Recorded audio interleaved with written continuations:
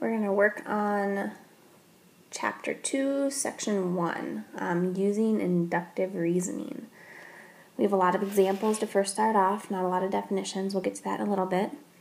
But we need to sketch a fourth figure. So we're learning patterns here in geometry. So that's what geometry was really, the basis of it is recognizing patterns and using patterns to explain other things. So let's just look at this sketch. Okay, figure 1, I have a circle cut in half. Figure 2, cut in 4. Figure 3, cut in 6. What do you think figure 4 should be? Yep, we're going to try our best to cut this in 8s. There's 4. There's 8. And I think we're just going to need to shade one piece of it. So each circle is divided into twice as many equal regions as the figure number. This is figure 4. It's divided into 8 regions. And shade the section just above the horizontal to the left. So this is just above the horizontal to the left. So we shaded the right piece. And figure 3 has 6 pieces, figure 2 has 4 pieces, figure 1 has 2 pieces. So it's twice as many. Describe the pattern in the numbers and write the next 3 numbers in the pattern. So I'm going to list out these numbers. And I'm going to try to figure out the pattern. And this is sort of a sit back and look at it. The smaller numbers are easier. It looks like from here to here, I times it by 3. Oh, and from here to here, I'm timesing it by 3. And here to here, I'm timesing by 3. So if I want to write the next 3 numbers in the pattern, I'm going to get my calculator out, multiply by 3, and I have negative 567 times 3, 1701 negative times 3, 5103. So there are my next 3 numbers. Okay, you try this one. Sketch the 5th figure in the pattern in example 1. You might have to rewind a little bit, but we have 4 figures. Push pause and draw the 5th. Push pause. Believe it or not, that is the 4th time I drew that, and that's how awesome it looks. Yeah, so just remember when you draw something, I look at it with lots of grace. Describe the pattern of the numbers. Write the next 3 numbers in the pattern. Push pause, please. All right, everything was plus 0.02. Okay. I moved the title. So now we're going to go through a few definitions. First of all, like I said earlier, geometry. It was developed partly as a result of people recognizing and describing patterns, and of course it spread out from there. But the base development was recognizing and describing patterns. So inductive reasoning, our first vocabulary word, it's a conjecture. A conjecture is an unproven statement that is based on observations. I'm sitting in my office right now. I'm looking out the window. It's dark. My observation is it's dark. So I think it's probably nighttime. It could be early morning too, but I haven't slept yet. So my conjecture, it's not proven because I haven't looked at the clock, but my conjecture is it is dark. Okay? Therefore it's night. We use inductive reasoning when we find a pattern in specific cases and then write a conjecture for the general case. So a pattern in specific cases, then we write a conjecture for a general case. Specific cases, it's Monday, 10 o'clock p.m. It's nighttime. I'm usually sitting in the office about now working. So the specific case, is tonight, it's Monday, 10 o'clock, it's nighttime, I'm working. General case, most nights, my conjecture is, it's not proven yet, but most nights, my observation is I'm sitting in my office working. You can develop your own ideas of what conjecture, really own that definition, but that's mine right now. Okay, another example. Given 5 collinear points, make a conjecture about the number of ways to connect the different pairs of points. Okay, you really have to sit back and try to get creative with these. So I'm going to draw. Okay, I have 1 point. Doesn't connect to anything else anyway because it's a point. I have 2 points. Okay, the only way to connect this is back and forth. I have 3 points. 1, 2, 3. I can connect the first to the second to the third, and the third to the first. So here I have 0 ways to connect it, 1 way to connect it, 1, 2, 3 ways to connect it. Keep going, 4 points. 1, 2, 3, 4. I can go 1, 2, 3. I'm going to go 4, 5. Let's see, are there any I'm missing? 6. I can connect that 6 different ways. Okay, let's try to see if we can get that 5th one. Okay, 1, 2, 3, 4, 5.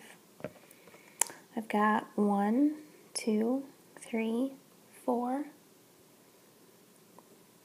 5, 6, 7, yikes, 8, 9, 10, I'm not sure. I drew a lot of squigglies, but I'm not sure, so let's think about that for a minute. All right. So my conjecture, I know the first 4 are correct. To get from point 0, or from this answer to here, I went +1. Then I went +2. Here I went +3. Here, definitely +4. So I really think that this one, I think I'm right. And it is 10 different ways to connect the points. So my conjecture, my observation, I can connect 5 collinear points, 6 + 4, 10 ways. Because if you see, I create a pattern. And that pattern got me that +4 to talk about my conjecture. Yep, I think we're good. And that is what the book agrees with. And my pictures are pretty similar to their pictures, which is pretty cool. Ooh, let's go back. 1. Let's move on. Okay, another example. Numbers such as 3, 4, and 5 are called consecutive integers. Okay, consecutive means that they're one after another. Integers are whole numbers. Make and test a conjecture about the sum of any 3 consecutive numbers. I don't know, so let's just write some numbers down and test it. First, let's do the ones that are given. Oops, need a pen, sorry. Okay, 3 + 4, 7 + 5 is 12. I don't know, 6 + 7 + 8. 6 + 7 is 13, plus 8 is 21. I don't know, 10 + 11 + 12. 10 + 11 is 21, plus 12 is 33. I see a little bit of a pattern. Let's do one more time. Let's do small. 1 + 2 + 3. 1 + 2 is 3, plus 3 is 6. What do all these numbers have in common if you think about factors? Let's see if I can make sense of it. 12 is the same as 3 times 4. 21 is the same as 3 times 7. 33 is 3 times 11. 6 is 3 times 2. Cool. Do you guys notice anything else? Look.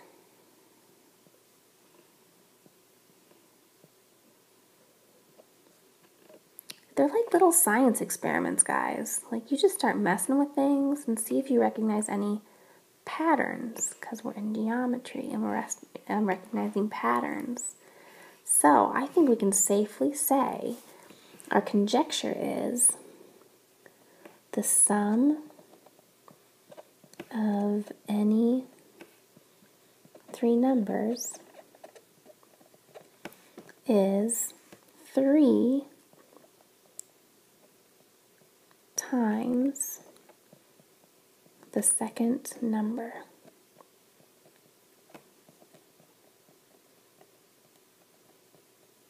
Okay, we have 3 times 4. 4 is the second number. 3 times 7, 3 times 11, 3 times 2. Who knew, right?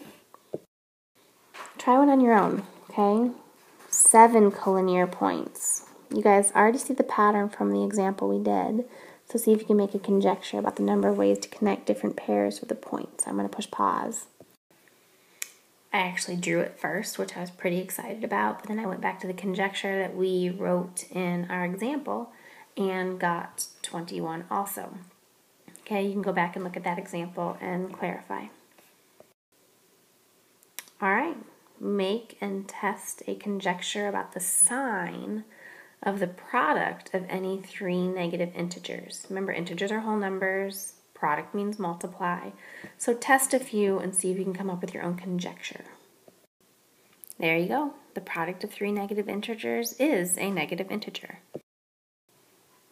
Okay, some more definitions. To show that a conjecture is true, you must show that it is true for all cases. And yes, I said all cases. Every case. Not just some of them, not most of them, all of them. Okay, disproving conjectures. It's called a counterexample. You can show a conjecture is false by finding one counterexample. A counterexample is a specific case for which the conjecture is false. To say that in Arkansas the sky is always blue. Okay? A counterexample would be the one day that it rains. Okay? It's a specific case for which the conjecture is false. So it's a counterexample. An example. A student makes the following conjecture about the sum of 2 numbers. Find a counterexample to disprove the student's conjecture. Conjecture. The sum of 2 numbers is always greater than the largest number. If you do 2 plus 3 is 5. Okay, 5 is greater than 3. You could go on. 10 plus 11 is 21. Okay, 21 is greater than 11. We're trying to find that counterexample though, okay? How about, say, negative 2 plus negative 3 is negative 5. Okay? Is negative 5 greater than negative 3? No. Okay, those negative numbers are hard, I know, but if you think about the number line, we have 0, negative 1, negative 2. The further we get away from the 0, the smaller our number is. So negative 5 is actually smaller than negative 3. Okay, so that is our counterexample, the one thing that proves it false. Another example. Which conjecture could a high school athletic director make based on the graph at the right? Okay, this graph shows girls' soccer participation, girls' registrations in thousands, and from 95 to 2005, we're going up. Okay, soccer is becoming more popular. So what conjecture can be made based on the graph? A, more boys play soccer than girls. I don't see anything on this graph about boys. More girls are playing soccer today than in 2001. Okay, today is 2013. 2001, that's an assumption, okay? More people are playing soccer today than in the past because the 2000 World Cup games were held in the United States. I didn't even know that looking at this graph. I'm sure some of you listening or watching and listening to the video knew that, but I did not. D, the number of girls playing soccer was more in 2001 than in 2007. Here's 2005, 6, 7. That one is false. This one, no.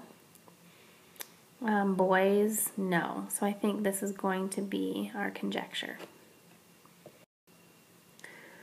You try. Find a counterexample to show that the following conjecture is false. Conjecture, the value of x squared is always greater than the value of x. Go ahead and try it. Okay, I found the one counterexample. I tried a positive number, I tried a negative number, then I tried 1. X equals 1, x squared also equals 1. 1 is not greater than 1, so that is our counterexample. You try another one. Use the graph in example 6 to make a conjecture that could be true. Give an explanation that supports your reasoning. You're going to have to stretch your mind a little bit, okay, and try to give an explanation that supports your reasoning. My conjecture that could be true is the number of girls playing soccer will increase.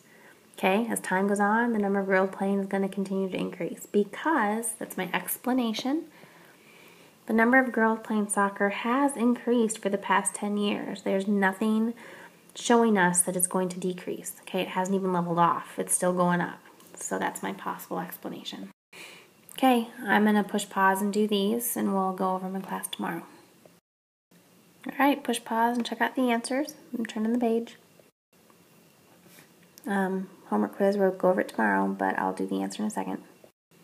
I'll see you guys tomorrow. Good job today.